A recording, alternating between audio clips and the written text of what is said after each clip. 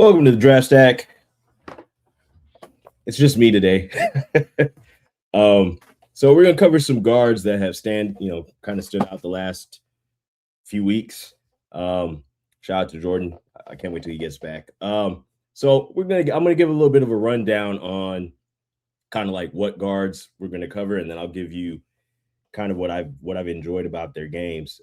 So Keaton Wagler, name that's been floating around quite a bit. Um, I think the height, the size, is intriguing to me. I think that he plays with interesting pace. He creates space for himself out on the floor. Can shoot the ball proficiently. So we're gonna deep dive on him for sure. Darius Acuff Jr., who I think is, if not top five, probably one of the best point guards in the country right now. And is poised, plays really with a lot of aggression, controlled aggression at that. Then you got Kingston Flemings, who he matched up with recently, another point guard who I believe plays the game with a cerebral pace and is capable of doing some really brilliant things for his team. And then lastly, you got LeBaron Philon, who again, different kind of guard, more of a combo guard ish, is a crafty playmaker. Does have the ability to use the floater and the pick and roll, with advanced utilization. So let's break some of this down here. So just started with Keaton Wagler, 6'6". He's about 180, I believe it's 185 pounds. Does need to add a little bit of muscle, but overall his game does not need that. He just creates exceptional space. Can handle the ball, does have the ability to play with the ball in his hands, but is accurate from both mid-range and from deep, and can create a shot off the dribble. But I do think he's also proficient at the catch and shoot aspect.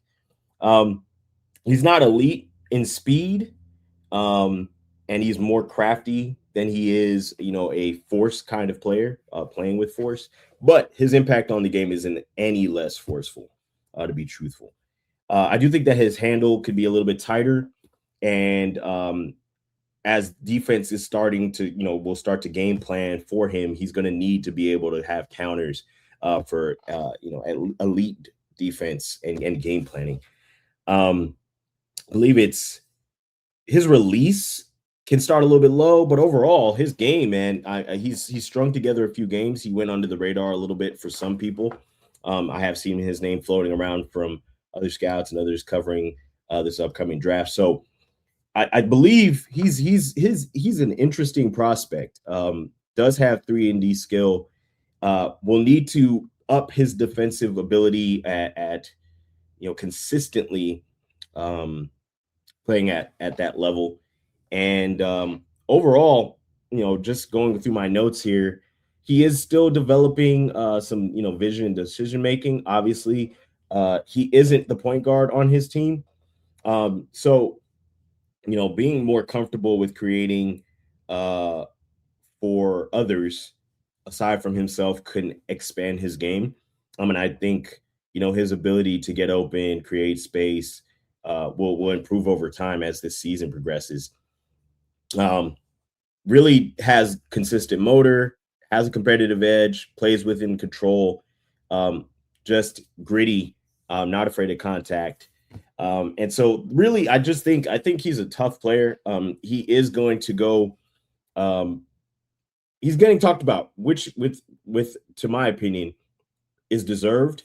I do think that there are other guards on this draft that people are likely going to tout over him, but the shooting, if I believe the shooting is real, and I do, and there's larger sample size to be seen. So, we'll see what that looks like as he continues to, as he plays tough competition. We'll see what the offense looks like. But overall, I really do believe that he's a talented player, interesting for what he does at Illinois. And then we're moving from Wagler to Darius Acuff Jr. Unbelievable prospect, solid, strong frame, at 6'3", weighs 190. Does not look like he weighs 190. Looks like he weighs 205.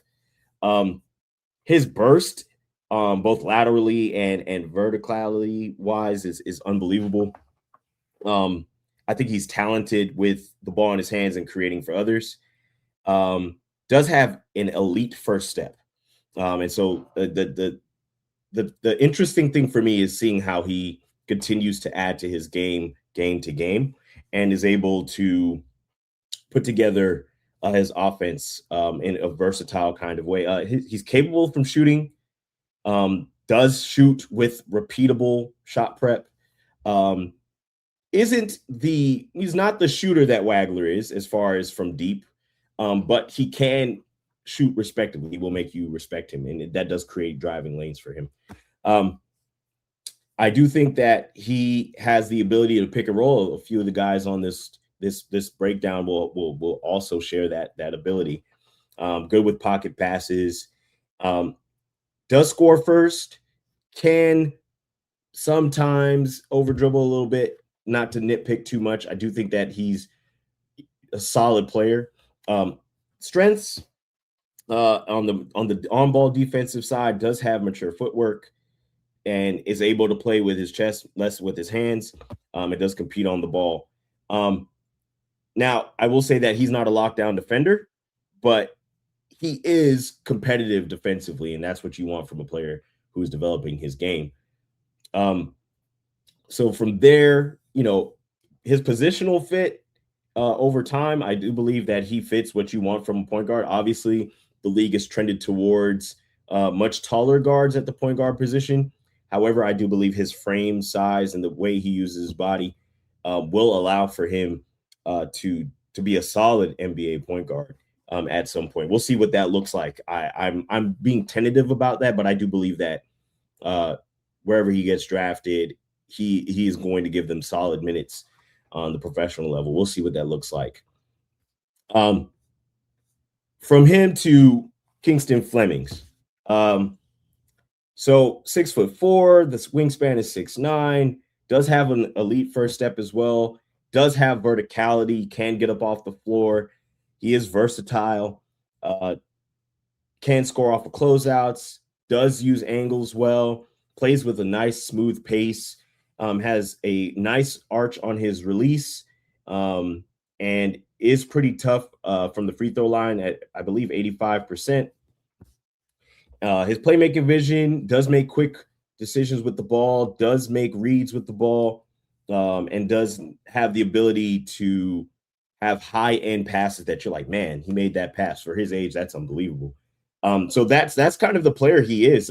Defensively, does have a high floor for playing physical defense. Another kind of guard who is able to play with core and chest versus using his hands, and for the most part stays out of foul trouble. We'll get onto numbers here in a little bit. I believe that he's a nice two-way guard. He is in good coaching company. He is being coached well. And so I think he's going to continue to round out his game and continue to show his skill set at how to refine some of the points of his game that I believe Sampson is going to take a look at and point to on the film and say, hey, this is where I think you could be better. So, I like his game. I'm intrigued. He's moved up the board. And to note that before we get to LeBaron, I believe that the way and how much talent exists in this draft for a plethora of reasons, we're going to see a lot of names shuffle down and some shuffle up, depending on what need is. We saw it with this previous draft where some names went much earlier than people anticipated. And so I believe with guards, we're doing guards this week. Next week will be forwards, and then following that will be bigs. But overall, it is intriguing to me to see how much talent is at the guard spot overall in the country. And there's some guys that are likely going to get overlooked because there is so much talent. It's crowded. The scoring has been solid from a lot of these guards. And so I just decided to target these four because I believe they're the ones who have stood out in big games, have been played against some talented teams, and has shown their ability to show up and show out. So I'm intrigued to see what boards look like heading closer and closer to the draft and into the new year. And with March, I mean, I know it doesn't seem like it's right around the corner, but it is right around the corner. Um, with March right around the corner, excited to see how much talent is showcased and how much players up their games, especially in the guard position. And I do think there are quite a few teams that need guards up in this upcoming 2026 draft. So just for these guys showcasing their talents, I do believe that there is a substantial amount of talent still I haven't even touched on. And I'm sure I'll round back to that with Jordan. But um, so to LeBaron Philon, 6'4", a little less heavy on in frame. However, very crafty, 3-level scorer. Does have exceptional touch around the rim. Doesn't necessarily finish above the rim all the time. Can do so. Does play at angles. 3-point shot is kind of shaky. Can shoot the ball. Not saying he can't shoot the ball. Not saying that he's incapable. I'm just saying that he isn't the shooter that, for instance, Wagler is, who is primarily getting quite a few of his shots from the 3-point line. But what he does excel at is playmaking vision and defense. High motor, high level, composed with the ball in his hands, and excellent at protecting the ball. Has a precise, approach to his game.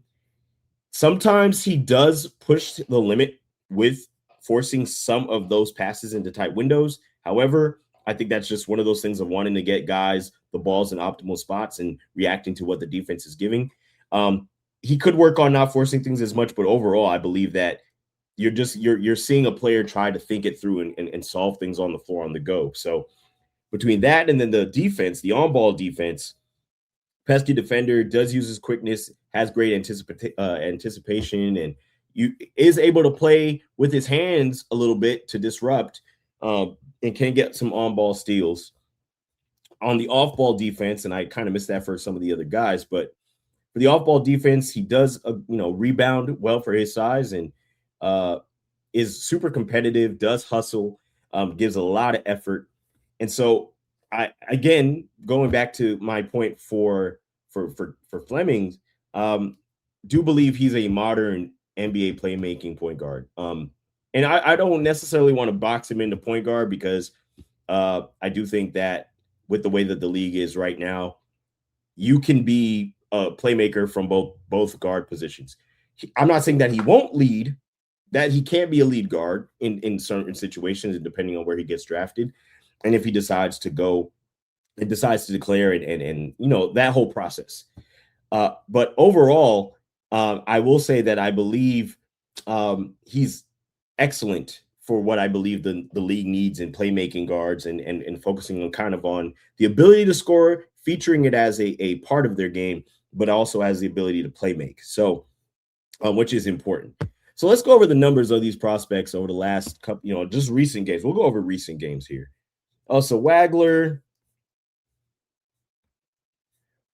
had a really good game. I was impressed with his shot creation, and it's intriguing to me on two fronts.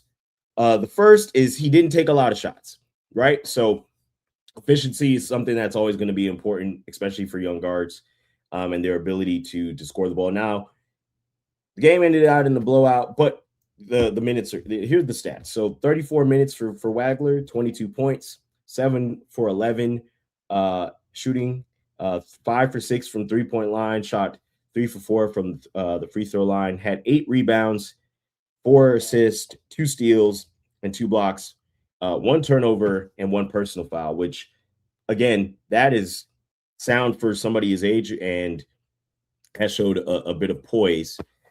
So I'm intrigued to see how much of this shooting continues to be real. I think shooting 5 for 6 is great, stays within the flow of the offense, and he doesn't hijack what they need. He gets them what they're looking for.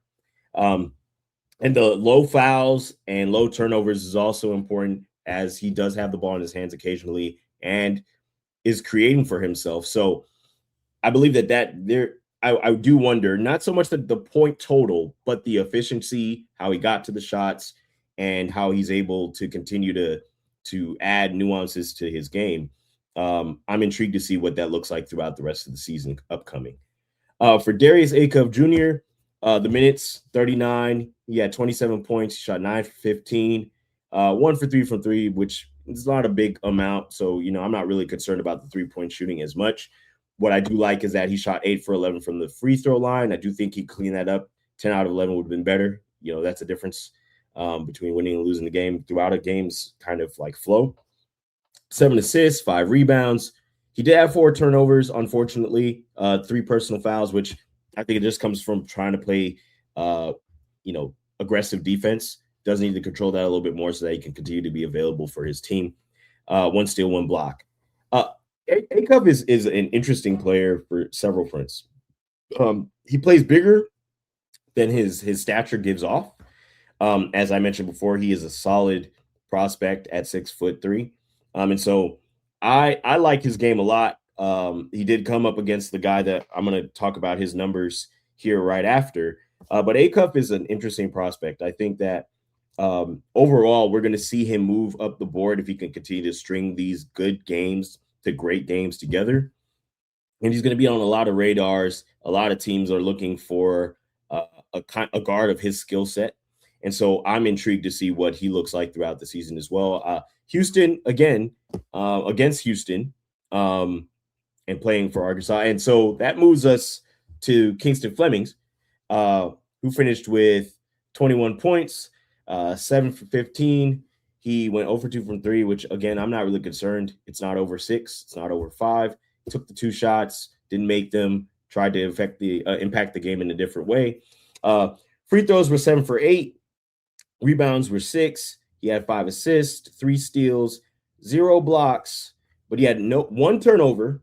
He did have 4 personal fouls. Again, I just think that's from being a two-way player. You're going to play aggressive defense. You're going to try to create turnovers and opportunities for your team, especially at the lead guard position. But overall, the numbers are great. Efficiency is not terrible. I do think shooting close to 50% is still good as efficiency is concerned. Getting to the line, shot 87% overall from the line. So, I like these young guards that I've decided to cover. And I'm intrigued to see what they continue to do to impact their teams, not only in the scoring perspective, but in the playmaking perspective, keeping turnovers low, and what their games look like overall as the season progresses. And as March, as I'm going to state that again, as March kind of rolls around the corner, this year went by quickly. I think that the following year is just going to follow suit. March will be right around the corner and knocking on the door, and so these guys are going to be featured and as the leaders and leading their teams and seeing how they are able to impact winning and continue to contribute in a big way for their squad. So from Kingston Flemings to LeBaron Philon, had 17 points. He played 27 minutes, 2 for 6 from 3, which isn't great, but he took the shots. He did make 2. 1 to 2 from the free throw line. I would love to see him continue to try to find his way to the line to continue to add some flow to his game. 2 rebounds, 6 assists, 4 steals. Pesky, as I mentioned, with his hands on the defensive end. 2 turnovers, which is not bad. No personal fouls, which is unbelievable. I think he played a clean game and gave them what it is that they needed. Didn't shoot 50%, but 43% is not bad, or close to 44%, not terrible. Again, I do think that the free throw shooting could be cleaner. And so I love the way that they play the game. I like the assist totals from Akov, who had 7. You had Kingston, who had 5. And then you had Philon, who had 6.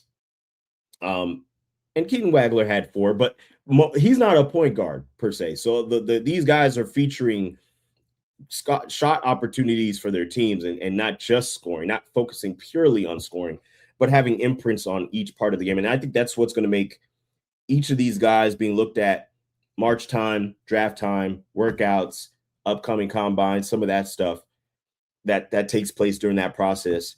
What's going to be interesting about them is continuing to add to their playmaking and featuring other guys. on the floor and how they get them involved while also being able to balance scoring. So, this is an interesting guard class. I'm sure maybe some people kind of predicted that this would be the case. So I'll just go over their numbers for the season so far. I believe, let's see here. So Keenan Wagler, 15.7 points, 5 rebounds, 3.3 assists. He's shooting 45% from the field, 43% from three. Doesn't have a high turnover rate, is averaging about 31.5 minutes. Doesn't have high steal or block rate. However, the other numbers are impressive, and 83% from the free throw line. So solid season for him so far, especially since he's not the primary focus on offense, but does give his team solid contribution. Darius Acuff is at 18.9 points per game, 3.3 rebounds, 6.2 assists. He is shooting 48.8 field goal percentage, and then 43.8 from the 3-point line. Do want to see him go from 72.5 to 75 or 80% from the free throw line. I'm not sure how much he can do that within the next few months, but I would love to see that he would do so. Only 2 turnovers for the season overall per game, and about 32.8 minutes per game. So continues to contribute with big minutes. Kingston Flemings, 15.3, 3.5 rebounds, 4.9 assists, field goal percentage, and I believe I have these numbers right. He is shooting close to 55% field goal percentage, 48.4 from three, 78.4 from the free throw line, 2 steals, 2 turnovers. Do think he could clean that up. That will continue to add to the playmaking, and then he's at 29.6 minutes per game. And then finally, LeBaron Philon at 21.9, 3.6, 5.6 assists. I believe he's at 50%, 50 or higher percent from the field. 42.2% from the 3-point line. Sample size wasn't really big his last game.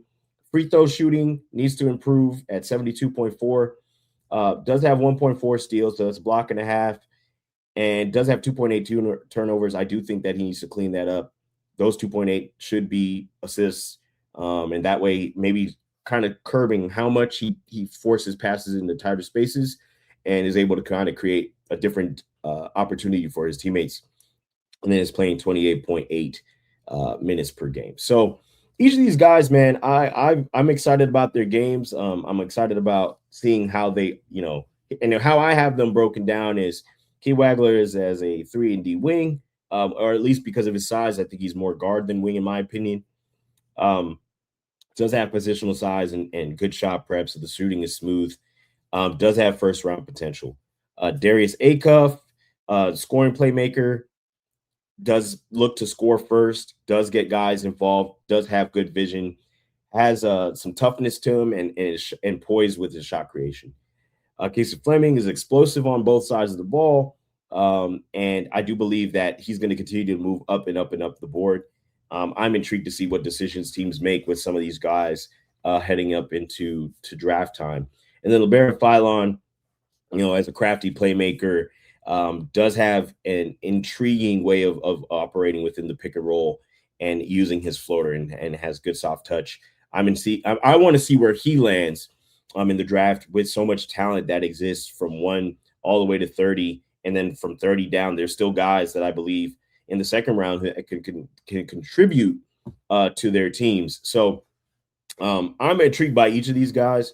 These are guards. Next week it'll be forwards. I'm excited to talk about some of the forwards we have, coming up. I'm going to continue to give, good information about what I think, what some of these players look like, and how they might shuffle the board with their play, where they maybe weren't necessarily as high previously, but as they continue to give impressive showings, it's hard to not move them up the board and consider that some teams are just going to take the best player available.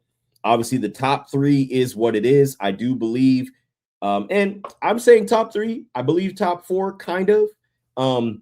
Those last 2 spots to me are wrestling between Caleb Wilson and maybe Koa Pete. some of the guys that and you might classify. You could maybe classify. I do think Caleb Wilson is more of a forward, a power forward. Obviously, I don't think that he's your big man, big man.